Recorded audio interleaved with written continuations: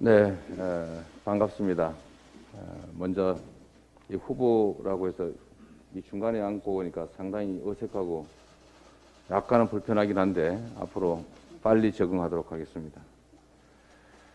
어제 선대위 출범식이 있었는데 저도 그 참석자의 한 사람이었습니다만 참석자 여러분들의 면모나 또 지지 말씀이나 또 우리 참가한 분들의 열성이랄까 뭐 이런 것 때문에 참 감동이 많았습니다. 그 중에서도 특히 우리 존경하는 이낙연 전 대표님의 우리가 겸손해야 된다라는 말씀에 정말로 공감이 갔습니다. 그리고 많은 분들 말씀해 주셨지만 존경하는 정세균 전 총리께서 이제 외롭게 하지 않겠다, 함께 싸우겠다 이렇게 말씀을 해주셔서 정말 감동이었다는 말씀 드립니다. 우리 여기 김두관 후보님 또 박용진 후보님도 선대위원장으로 함께하고 계신데 우리 이광재 의원님도 함께해 주셔서 감사드립니다. 모두가 그러던데 우리 박용진 후보님의 연설이 이번 경선 과정 중에서 최고였다고 일치된 의견 같습니다. 네, 너무 감사드리고요. 이제 우리가 앞으로 해야 될 일은 어제로서 이렇게 외형적인 이제 원팀은 잘 구성된 것 같습니다. 이제 내실 있게 드림 원팀을 만들어내고 또 많은 분들과 함께 내용을 튼튼함과 동시에 또 범위를 많이 넓혀서 우리 외연을 확장하는 그래서 승리의 토대를 만드는 일이 또 중요한 과제 같습니다. 또 한편으로 보면 우리 선대위가 워낙 메모드급이어서 책임과 권한이 조금 불분명해질 가능성이 있기 때문에 우리 내부에서 각자가 모두 후보다 또 상임선대위원장이다 이런 생각으로 책임의식을 좀 더 제고해 주면 좋겠다는 그런 생각이 들었습니다. 저 어제도 말씀드렸습니다만 이제 우리 사회에서 정치가 해야 될 일이 과연 무엇이냐라는 우리 국민의 질문에 우리는 오직 민생, 오직 국민이다 이렇게 답해야 된다고 말씀드렸습니다. 지금 우리 국민들의 삶을 옥죄는 가장 어려운 부분이 바로 부동산입니다.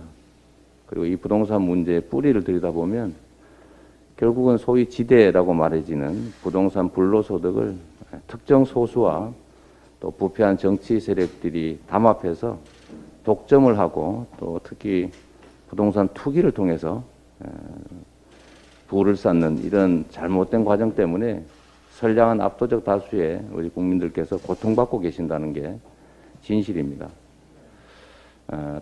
최근에 민간 개발을 추구했고 또 민간 개발업자들의 민간 이익분을 나누어 가졌던 이 부패 세력들이 갑자기 태도를 돌변해 가지고 왜 공공개발을 100% 하지 않았느냐라고 이제 억지 주장에다가 적반하장식 공세를 일삼고 있습니다. 위기는 기회라고 했습니다. 저들이 이런 부당한 주장을 하고 부당한 공격을 할 때가 바로 우리가 반격할 기회입니다. 저는 가장 좋은 부동산 대개혁 환경이 대개혁할 수 있는 환경이 만들어졌다고 생각합니다.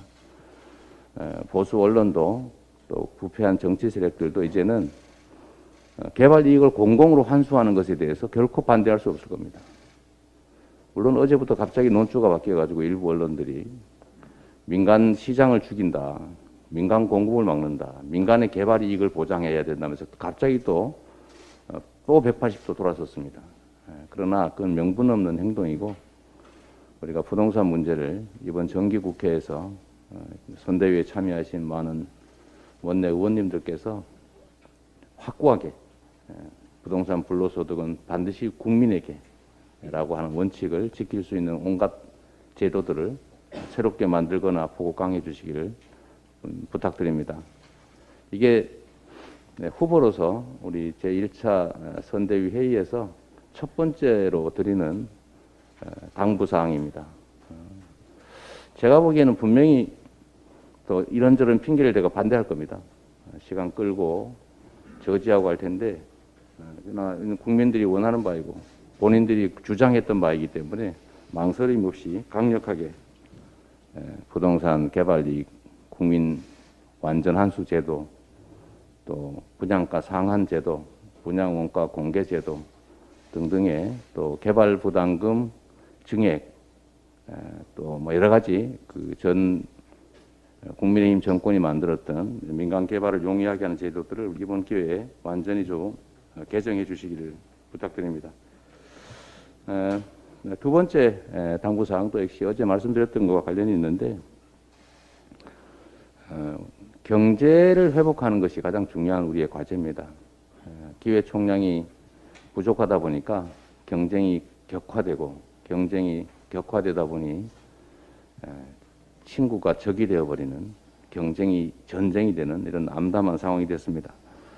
기회 총량을 늘리기 위한 우리가 성장의 회복에 총력을 다해야 되고, 그 구체적인 방법들도 함께 의논해서 제도화할 수 있는 건 제도화 좀 해주시고, 또 정책으로 만들 것은 또 정책으로 만들어 주시면 좋겠습니다.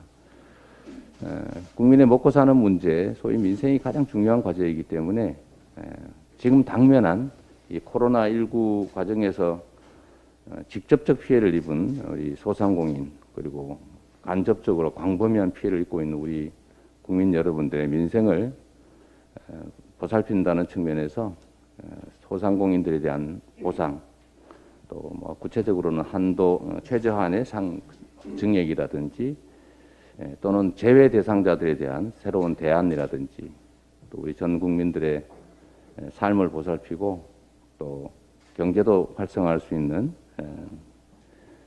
재난지원금의 추가 지급 문제도 적극적으로 추진해 주시기를 부탁드립니다. 제가 이제 공개 발언할 수 있는 기회가 많지가 않아서 오늘 한 말씀만 더 드리면,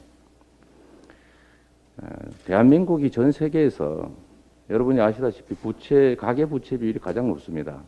그건 우리 국민들이 게을러서 빚을 많이 내서가 아니고, 국가의 공적 이전 소득, 즉 국가의 가계 지원이 세계에서도 가장 적은 그런 정책적 환경 때문이라는 사실입니다. 물론 그 덕분에 가계 부채 비율은 높아졌지만 국가 부채 비율은 이렇게 전 세계에서도 가장 낮은 이런 비정상 상태가 된 것 같습니다. 아마 또 비정상 그랬다고 뭐라 할 것 같긴 한데 비정상이 맞습니다. 적정 규모의 가계 지원이 반드시 필요하고, 이걸 통해서 가계를 보듬고 국가 부채 비율이 크게 장애가 되지 않는다는 사실을 우리도 좀 인지할 필요가 있습니다. 그렇다고 뭐 빚을 막 늘리자는 뜻은 전혀 아닙니다. 그래서 그런 기조가 필요하다, 이런 말씀입니다. 마지막으로 민주주의에 관한 일반적인 말씀인데, 첫째로는 우리 민주주의 사회에서는 정확한 정보가 유통되는 것이 가장 중요합니다. 판단의 기초가 되기 때문이죠. 그런데 이 판단의 기초가 되는 정보 전달을 이유로 우리가 특별한 보호를 하고 있습니다. 정보 전달이 왜곡되지 않도록, 즉 헌법상의 국민주권주의와 정확한 정보를 통한 제대로 된 여론 형성을 위해서 언론에 각별한 보호를 하고 있는데, 민주주의를 지키기 위해서 부여된 특권을 이용해가지고 고의적으로 가짜 뉴스를 살포하면서 민주주의의 토대를 허무는 행위들이 발생하고 있습니다. 이게 이쪽 측면뿐만 아니고 국회에서도 사실 독재 권력, 포괄적 국가 권력으로부터 국회의원들의 그 발언의 자유, 표현의 자유, 또 정치활동 자유를 보장하겠다는 취지로 만들어진 소위 면책특권이 범죄특권이 되고 있습니다.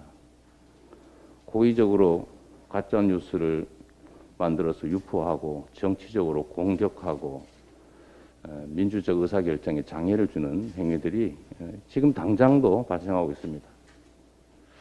그래서 이런 점들에 대해서 국회의원들의 면책특권을 일부 제한하는 것도 생각해야 될 것 같고, 또 언론의 명백한 가짜뉴스에 대해서는 상응하는 책임을 반드시 부과해야 된다.